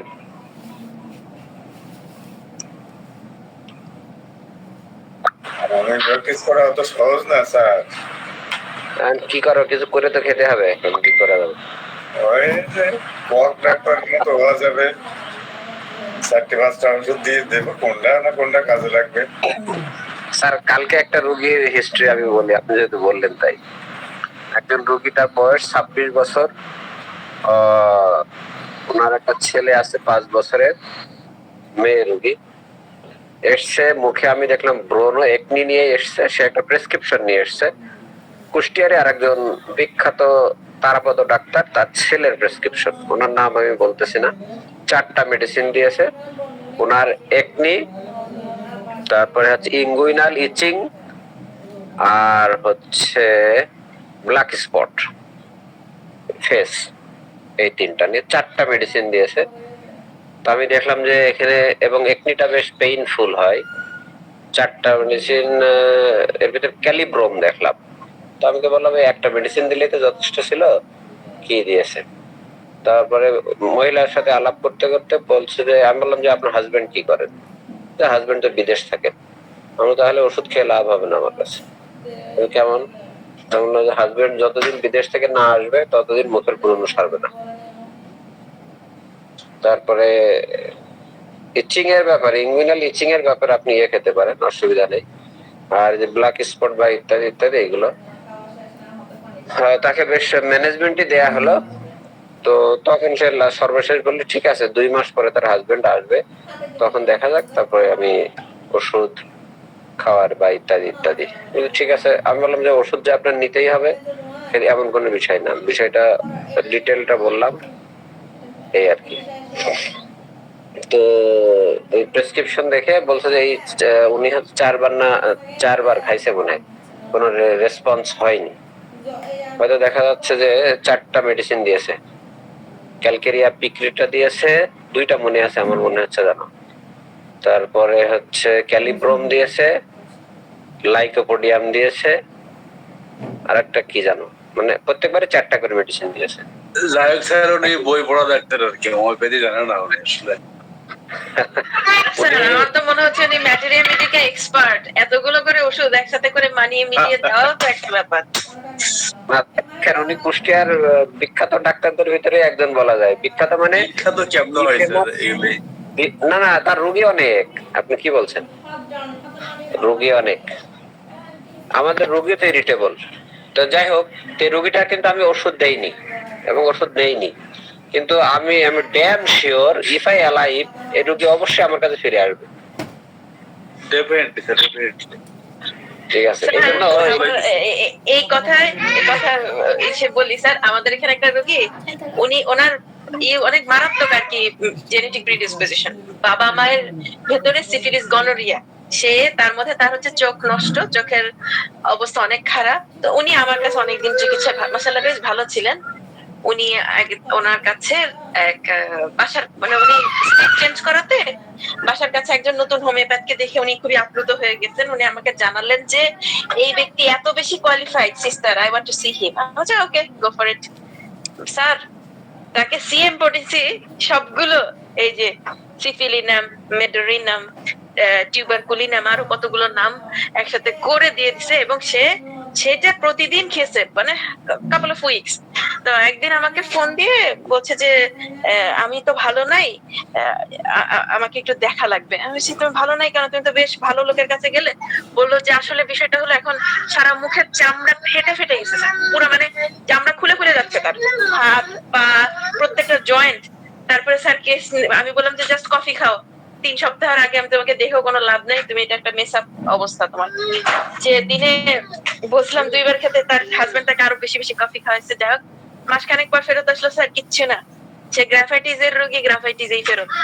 তো মানুষ যেটা করে যে, মানে সে ভাবছে তার চোখ কেন ভালো হচ্ছে না, তাই সে এইগুলা করতে গেছে, কিন্তু তার চোখ নষ্ট হয়েছিল হচ্ছে খুব মারাত্মক ধরনের একটা ড্রপ ইউজ করে, মানে ওটা হচ্ছে একদম ড্যামেজ তার মনিটা। তো আমি বললাম যে তোমার হচ্ছে অপারেশন লাগবে, তোমার এটা চেঞ্জ করতে হবে, তোমার লেন্স টেন্স লাগাতে হবে। কিন্তু মাঝখান থেকে গিয়ে স্যার এই যে মিক্সচার যারা দেয় তাদের একটু হলো মায়া দয়া কিছু থাকা উচিত স্যার। কি যে অবস্থা ওটা দেখার মতো না। তার ছবিগুলো সে পাঠিয়েছে, আমি বলছি যে আমাকে আর পাঠিও না, আমাদের ওষুধ কিন্তু মারাত্মক। জি জি, সেটা আমি বলছি যে আপনারা হয়তো মনে করেন যে অ্যালোপ্যাথি সাইড ইফেক্ট, আমি বললাম যে হোমিওপ্যাথি সাইড ইফেক্ট যে কি পরিমাণ আপনি বুঝতে পারছেন না। আপনি ভালো ক্যারেক্টারের একজন মানুষ আপনাকে খারাপ ক্যারেক্টারে বানাই দেবে, আপনি খারাপ ক্যারেক্টারের একজন মানুষকে ভালো ক্যারেক্টার বানাই দেবে। যেহেতু আপনার হাজবেন্ড বিদেশ থাকে, তো হোমিওপ্যাথি ওষুধ সাবধানে খাবেন আর কি। মারাত্মক কথা। তো এখন বলছে ঠিক আছে দেখি তাহলে হাজবেন্ড আসুক 2 মাস পরে, তো আমি মোটামুটি শিওর সেই রোগী আবার আসবে ফিরে ইনশাল্লাহ। আমি অনেক রোগীকেই কিন্তু বিশেষ করে যারা প্রিম্যাচুর ইজাকুলেশন, ইরেকটাইল ডিসফাংশনের বেশ কিছু রোগীরে ওই ম্যানেজমেন্ট দিলে কিন্তু অনেক দূর আগায় যায়। কয়েকজনকে তো আমি তো ওষুধ না দিয়ে ছেড়ে দিই, যে আপনার ডিস অ্যান্ড ডিস। আর অনেক সময় দেখা যাচ্ছে যেমন ছোট বাচ্চাদের র্যাশ হয়েছে, তো আমি বললাম যে আমি যদি ওষুধ দিই তাহলে 1 সপ্তাহ লাগবে, আর ওষুধ যদি না দিই তাহলে 7 দিন লাগবে, তাহলে কি করবেন বলেন? তো কেউ কেউ ওষুধ নেয়, কেউ কেউ নেয় না। কারণ একটা 3-4 মাস বয়সের বা 17-18 দিন বয়সের একটা বাচ্চার র্যাশ হওয়াটাই স্বাভাবিক, এমনি সেরে যাবে এটা, এই আর কি। আর ওই যেগুলো আপনি বললেন না স্যার শেষে, জি ওইগুলো আমি দেখেছি ম্যাক্সিমাম হলো তাদের মেন্টাল, মানসিক প্রেশার, চাপ ইত্যাদি, এইগুলো থেকে বেশি এইটার সৃষ্টি হয়েছে। মেন্টাল লেভেলটা তার এখানে বেশি কাজ করছে, যার জন্য এইরকম অবস্থা হয়। আর ওই যে স্যার একটা মেয়ে, জি স্যার 25-26 বছরের একটা মেয়ে, তার হাজবেন্ড কন্টিনিউয়াস 3 বছর বিদেশে আছে, এখন তার কি ওষুধ দিয়ে কি সারাবেন বলেন? সে তো মেন্টালি ডিস্টার্ব, হ্যাঁ হ্যাঁ, তার ওষুধ দিলে আরো হিতে বিপরীত হবে, সাপ্রেশন আছে এখানে। ওষুধ দিলে আরো হিতে বিপরীত হতে পারে। না, এখানে সাপ্রেশন আছে, তার সেক্সুয়াল সাপ্রেশন, কোনিয়াম দিয়ে লাভ নেই। সুতরাং আপনি কি করবেন? এখন তার ওষুধ দিলে আরো হিতে বিপরীত হবে, আসার পরে দেখা যাচ্ছে যে হাজবেন্ডের সাথে তার মনোমালিন্য হয়ে যাবে। স্যার গত সপ্তাহে আমি একটা পেশেন্ট হয়েছিল স্যার, এই ইরেকটাইল ডিসফাংশন। তো উনি বলতেছেন যে উনি 4 সন্তানের জনক, তার মনের অনেক ইচ্ছা কিন্তু ফিজিক্যালি আনফিট। তো 1 মাস হলো সমস্যাটা। আমি বললাম যে 1 মাস আগে কেমন ছিলেন? 1 মাস আগে সে খুবই পেশেন্ট ছিল, স্বাভাবিক ছিল, সুস্থ ছিল। তাহলে কি এমন হলো যে আপনার 1 মাসের মধ্যে সমস্যাটা হয়ে গেল? আবার 4টে সন্তান আছে আপনার। ও কথা বলতে বলতে বুঝলাম সে তার লাখ লাখ টাকা দেনা, ঋণে জর্জরিত, এখানে সেখানে পালায় বেড়ায়। তখন স্যার ওই আপনার মতোই স্যার আমি বললাম যে আপনাকে ওষুধ দিয়ে লাভ নাই, আপনার এখান থেকে বেরিয়ে আসতে হবে, আগে লোনটা ক্লিয়ার করতে হবে। যখন মেন্টালি পিস আসবে তখনই আপনার আশা করে যে এটা থাকবে না। জি স্যার, ক্যারি অন প্লিজ। এই জায়গাটায় আপনি আর্নিকা বা ইগনেশিয়া দিয়ে দিতে পারতেন 1 ডোজ। তা দিছি স্যার, ইংলিশে দিছি আমি। ঠিক আছে ঠিক আছে। জি, যাই হোক, আমাদের সুমসুন নাহার রানী ম্যাডাম কোনো কথা বললেন না, রুটি বানাচ্ছে। ওনার হাজবেন্ড এখন অফিসে যাবে, তাও কথা বলে না। স্যার স্যার একটু লিভ নিলাম, শেষ পর্যন্ত জি, ধরা স্যার। খেয়ে গেলাম স্যার। ক্লাস আছে। শেষ জি, স্যার। নৌকায় ধরা খেয়ে গেলাম, নৌকায় ধরা আমরা খেয়ে স্যার, গেলাম। হ্যাঁ, যে নৌকায় পার হইতেছেন, 22,000 কোটি টাকা লোন নিয়েছেন জনতা ব্যাংক থেকে, সেই নৌকাতে আপনি আটকে গিয়েছেন সদরঘাটে। সেটাই স্যার, কি যে অবস্থা। আমার ইংলিশে শেখা লাভ হবে না, খুব ট্রমার মধ্যে আছি স্যার আসলে। না, আজকে অফিসে গেলেই বোঝা যাবে আপনাদের কি অবস্থা হবে আস্তে আস্তে। খুব ট্রমার মধ্যে আছি স্যার আসলে। অসুবিধা নেই। কেন ওনার ম্যানেজমেন্টে আর কেউ নেই? আপনাদের ওখানে ম্যানেজার কে গিয়েছিল? এটা ঠিক স্যার, এটা ঠিক যে আমরা যে এখানে প্রোডাকশন প্রডিউস করি তাতে করে আমাদের যে কস্ট সেটা উঠে আসে, কিন্তু উনি কি করতে স্যার, অনেক তো তার ব্যবসা, এই ইধার কামাল উধার, উধার কামাল ইধার, এসব করে আর কি আমাদের স্যালারিটা ইরেগুলার, আমাদের এই পর্যন্ত এপ্রিল পর্যন্ত ক্লিয়ার করছে স্যার স্যালারি। তো এভাবে সে চলে স্যার। তা এখন অনেকেই বলতেছে উনি তো ফিজিক্যালি এখানে আসে না, বাট ওই টাকা পয়সা গুলো এইভাবে সে মাঝে মাঝে ইয়ে করতো, ডিল করতো। তো যতটুকু শুনলাম যে উনি না থাকলে সমস্যা নাই, এর থেকে সুবিধা হবে যে আমাদের যে ইনকামটা উনি আর এখন ইন্টারফেয়ার করতে পারবে না। তাহলে কি হলো যে আমাদের তো আমরা ম্যানেজ করতে পারবো। না, এটা ভালো হবে, আশা করি ভালো হবে। ফি আমানিল্লাহ, আমরা দোয়া করি। তাহলে আরো আপনারা আমার স্বাধীনতা অর্জন করেছেন, স্যার, মানে কামরুল স্যারেরাও স্বাধীনতা অর্জন করেছে। স্বাধীনতা না পরাধীনতা বোঝা মুশকিল স্যার।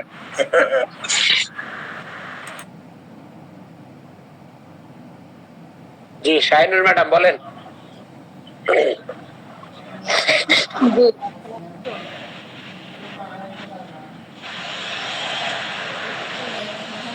কোন? ওয়ালাইকুম আসসালাম। স্যার আপনার আপনার কাছে প্রশ্নটা হলো যে যাদের হাজবেন্ড বাইরে থাকে তাদের কি স্যার ইরেকশন কি ভালো করা সম্ভব, এই একটা প্রশ্ন। আর আচ্ছা, আবার বলেন কি? আপনি যে বললেন ওই যে পেশেন্টার একনি যে তার ফেসের মধ্যে আপনি ওনাকে ঔষধ দিলেন না, তা যাদের হাজবেন্ড বাইরে থাকে ওনাদের যদি ইরেকশন থাকে স্যার প্রচুর, তাহলে কি ওনাদের কি সারানোটা কি আমাদের পক্ষে সম্ভব না? ইরাপশন সারানো সম্ভব। আচ্ছা, এমনি ইরাপশন বলতে ইচিং বা এই ধরনের না না স্যার, যদি উদ্বেগ উঠে আমাদের যেমন কোনো পেশেন্টের উদ্বেগ নিয়ে আসে, এগুলো সারাতে খুবই কষ্ট হইতেছে, কিন্তু একটা সারাইলে দেখা যায় আরেক রকম হয়, বা এই লক্ষণ দিলে আরেক লক্ষণ আসে। তা তো আসবেই। এমনিতে একটা ইরাপশন আপনি কতদিনে সারাবেন? এখন শাহাদত ছাড় আছে, 2 বছর সময় নেবেন, মিনিমাম 2 বছর সময় নেবেন। স্যার আরেকটু বলি, শাহাদত স্যারের যে ভিডিওটা স্যার, এটা দেখে আমার অনেক কনফিডেন্স বেড়েছে, কিন্তু রোগীদের যদি এগুলো বোঝায়, রোগীরা কি বলে স্যার জানেন? কি বলেন 6 মাস পুইস পানি বেরিব, তাহলে আমি কি চলতে পারবো না? ওষুধ খাইয়ে মানুষ ভালো হয়ে যায় একদিনে 2 দিনে, আর আপনারা বলেন 6 মাস। 6 মাস না, যদি আপনি কিউর একবারে ভালো হতে চান একটু সময় লাগবেই। না না, এই ট্রিটমেন্টের দরকার নেই, কারণ ওষুধ খাওয়া আজকে 2-3 দিনের মধ্যে ভালো হয়ে যাবে, এরকম ওষুধ দিবেন। আপনি দেবেন না, ট্রিটমেন্ট দেবেন না, এই রোগী আপনার কাছে নিশ্চিত আবার ফিরে আসবে, নিশ্চিত থাকেন। জি স্যার, এখন স্যার কথা হচ্ছে যে ঔষধ দিলাম ভালোর জন্য, কিন্তু ভালো হয় কিছুটা, যেমন উপরে হয়ে তার আপার লিম্বটা, তার উদ্ভিদগুলো ভালো হয়ে তার সমস্ত কিছু স্যার লোয়ার লিম্বে একবারে পাতা এসে পড়ছে, তার পায়ের খুব মানে পাতাটা অ্যাঙ্কেল হইতে স্যার, তার আই ফিঙ্গার গুলা পায়ের একবারে ফুলে ফুলে সুন্দর করে একবার টসটসা পানি হয়ে রয়েছে, কিছু উদ্ভিদ ওখানে উঠছে ছোট ছোট ফোড়ার মতো বিষাক্ত লাল টুকে, মানে বেলের মতো স্যার লক্ষণ, কিন্তু রোগীটা তো তা না। রোগী একবার দেখে ওনার এক এক সিমটম এক এক সময় আসে, সে একটু মানসিকও মানে ডিপ্রেশনও আছে, হাজবেন্ড বাইরে থাকে না, আবার একটু থাইরয়েডের প্রবলেমও আছে, বিভিন্ন ওনার আছে। কিন্তু স্যার এখন তার উপরে যে তার ইচিংগুলো ছিল তার ফেসে, তার হাতে, তার বেস্টে, সমস্তগুলো সালার মধ্যে ভালো হইলো, কিন্তু এখন সমস্তগুলো যে কি করলো স্যার, পায়ের মধ্যে যায় তার কাপ মাসেল হইতে তার একবারে পায়ের পাতা পর্যন্ত স্যার একবার ফুলে, আর ছোট ছোট ফোড়ার মধ্যে এখন শুধু অনবরত পুষ পানি পড়তেছে, এখন ফুলছে যে পাটা সে ফ্লোরে রাখতে পারতেছেন, খুব কষ্ট হইতেছে। আমি স্যার ওনাকে ওই যে ক্যালেন্ডুলা মাদারটা দিয়ে পায়ের পাতাটা বলছিলাম একটু 10 মিনিট ভিজিয়ে রাখার জন্য। তাকে হচ্ছে ডাইরেক্ট ফাইটাম দেবেন, পানিতে মিশিয়ে দেবেন না। বুঝাতে পারলাম আমি? স্যার ওই যে একটা বোলের মধ্যে পানি নিয়ে স্যার, ওই যে আমি ক্যালেন্ডুলা মাদারটা দিয়েছি, যেহেতু পায়ের পাতাটা না, সেটা আপনি যা দেন, কিন্তু তাকে ফাইটাম দেবেন ডাইরেক্ট। আচ্ছা আচ্ছা আচ্ছা, বুঝাতে পারছি? জি জি স্যার। এটা আপনি পানিতে মিশিয়ে দেবেন না, ফাইটাম তাকে 2 ফোঁটা করে খেতে দেবেন। আচ্ছা আচ্ছা, 1 ফোঁটা করে। জানো, জিভে পড়ার পরে তার চোখ দিয়ে পানি আসে, তখন সে মনে মনে করবে ওষুধ আমি খাচ্ছি, এতদিন পরে একটা মনের মতো ওষুধ পেয়েছি, এতে তার রোগ খুব দ্রুত দেখবেন তার রিকভারি করবে ইনশাআল্লাহ। জি স্যার, ওনাকে আমি স্যার প্রথমে যে আর্সেনিক দিলাম, দেখি না কোনো ইমপ্রুভ হচ্ছে না, পরে স্যার দিলাম কোটনটিক, স্যার কোটনটিক এত ভালো কাজ করলো, চমৎকার রেজাল্ট দিল। 22 দিনে দেখলাম অনেকটা তার ওই যে আপার লিম্বটা একবার ভালো হয়ে গেল, কিন্তু সমস্তগুলো তার এই যে কাপ মাসল থেকে স্যার একবারে পাতা পর্যন্ত যে গেল স্যার, ফুটটা একবারে এখন ফুলাটাকে আমার ফুলা বন্ধ করেন, তাড়াতাড়ি আমার যেন হাঁটতে পারি। আমি এত অধৈর্য হলে তো চলবে না, একটু সময় দেন, 4-5টা দিন অন্তত ফুলাটা চলে যাবে। ওই স্যার ওই দিনে শেয়ার করলাম না যে সে অতিরিক্ত পরিশ্রম করে, বাচ্চা নিয়ে অনেক ব্যস্ত থাকে, নানান ডিপ্রেশন আছে তার, সমস্ত কিছু নিয়ে পরে আমি বললাম যে আপনি বেশি পরিশ্রম করেন দেখে হয়তো পাওয়াটা ফুলে গেছে। ঠিকই স্যার, বৃহস্পতিবার এদিকে এই কথা বললো রাত্রে, সকালে শুক্রবারে একটু রেস্টে ছিল, শুক্রবারে বিকালে বলতেছেন আমার পায়ের ফোলা তো কমে গেছে। আমি বললাম না, আপনি যে বেশি পরিশ্রম করছেন সেই জন্য। এটা গেল স্যার। 2-3 দিন আবার একটু ভালো ছিল, এরপরের দিন আবার গতকালকে বলতেছে আমার পা তো আগের মতো ফুলে গেল। এখন আমি কি করব? আপনি আমাকে ওষুধ বাড়িয়ে দেন, অনেকগুলো ওষুধ দেন, অ্যান্টিবায়োটিক দেন। এই পাওটা রাত্রে বালিশের উপরে উঁচু করে দিয়ে থাকতে বলবেন। স্যার এটাই বলছি আমি স্যার, এটা দেওয়ার এটাই বলছি। আর কিছু লাগবে না। আর একটু ভালো করে বুঝিয়ে বলবেন, ভাই আমাদের এই চিকিৎসা পদ্ধতি এরকম, আপনি ভালো লাগলে ওষুধ খেতে পারেন, না হলে আসসালামু আলাইকুম। স্যার বলছি সে যাবে না, অ্যালোপ্যাথির কাছে যাবে না। দরকার নেই, আপনি বলবেন তাহলে এইভাবেই খেতে হবে। আমার একটা রোগীর ওই যে ওষুধ দেওয়ার পরে তার হচ্ছে যে চামড়ার যে ইয়েগুলো ছিল ভাঁজ, ফোল্ডিং, এই ফোল্ডিং এ তার হচ্ছে ইরাপশন হয়েছে প্রচুর, হয়ে এখানে পুজ হয়েছে, সেখান থেকে পুজ বের হচ্ছে, সেরে যাচ্ছে, এখন অনেক হয়েছে। তারা বলতে রোগীর ডায়াবেটিস আছে, অমক তমক। আমি বললাম যে ওষুধ যদি সমূলে সারতে চান তাহলে এই করতে হবে, নাহলে আপনি অ্যালোপ্যাথি খান চান। ঠিক আছে, পরে আমি আইটেম দিয়ে ছেড়ে দিয়েছি। আমি বললাম ভালো লাগলে খাবেন, না হলে খাবেন না, সময় লাগবে 1 মাস মিনিমাম এরকম থাকবে। কষ্ট করতে হলে থাকেন, নাহলে বাদ। কড়া কথা বলবেন রোগীর।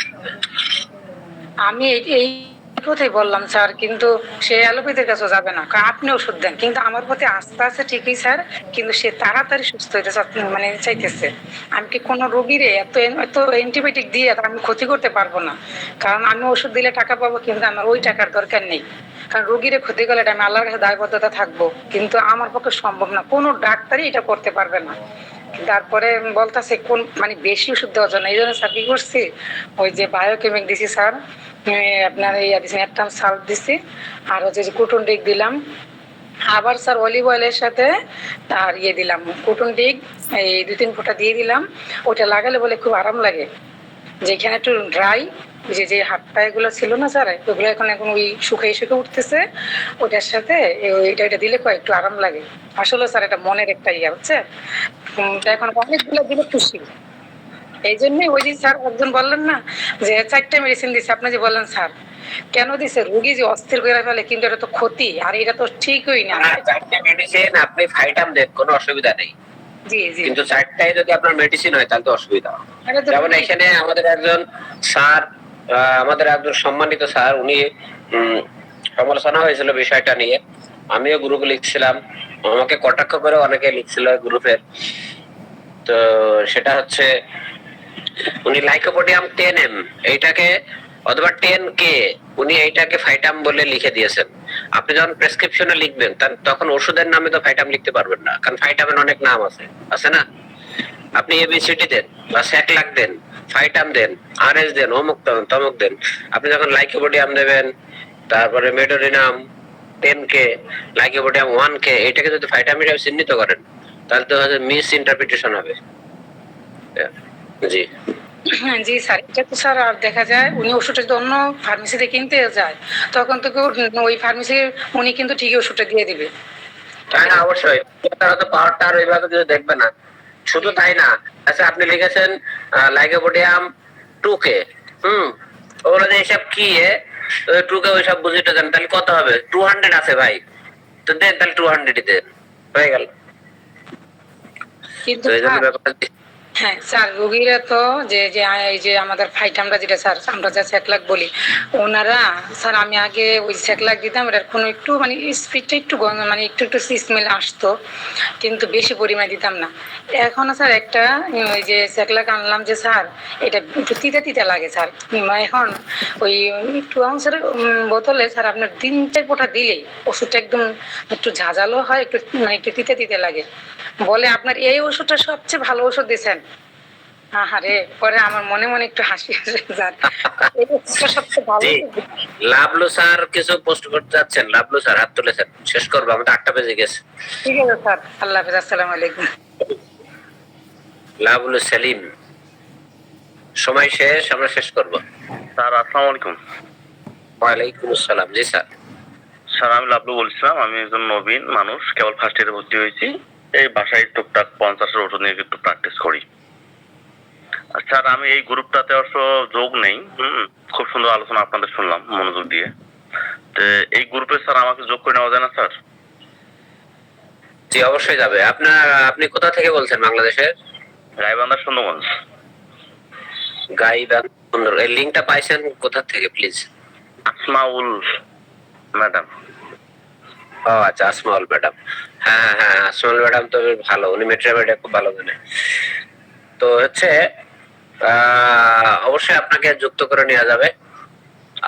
আমি যুক্ত করে দেব ইনশাআল্লাহ। আপনি তালাত জোয়ারদার অথবা হোমিওপ্যাথ তালাত জোয়ারদার সার্চ দেন, সার্চ দিয়ে আমাকে ইনবক্স করেন মেসেঞ্জারে, তারপর আমি যুক্ত করে নেব। স্যার এটা কি ইনবক্স, স্যার এটা কি মেসেঞ্জারে নেই স্যার, মানে হোয়াটসঅ্যাপে sir? Messenger Messenger sir. Talat Joardar অথবা হোমিওপ্যাথ টিএম জোয়ারদার। আর আপনি যে লিংক পাইছেন এটা পার্মানেন্ট লিংক, টেনশনের কোনো কারণ নেই স্যার, পার্মানেন্ট লিংক। হ্যাঁ, এই লিংকে রোজ ক্লাস হবে। এটা কি প্রতিদিন ক্লাস সকালে স্যার হয় স্যার? প্রতিদিন সকালে। স্যার রাতেও মনে হয় একটা গুড মর্নিং গুড নাইট রাত্রে হয় হচ্ছে প্রতিদিন রাত 10টায়। সেটা কি এই লিংক? এই লিংক না, সেটার লিংক আলাদা।